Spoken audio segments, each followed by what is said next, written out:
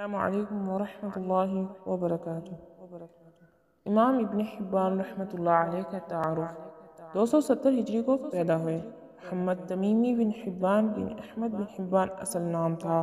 چوتھی صدی ہجری کے بہت بڑے عالم اور محدث ہیں۔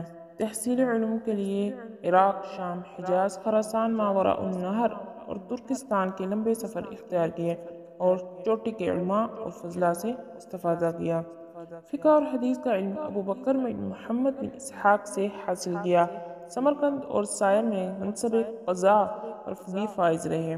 تحصیل علم کے بعد تعریف و تصنیف کے کام میں مشغول ہو گئے۔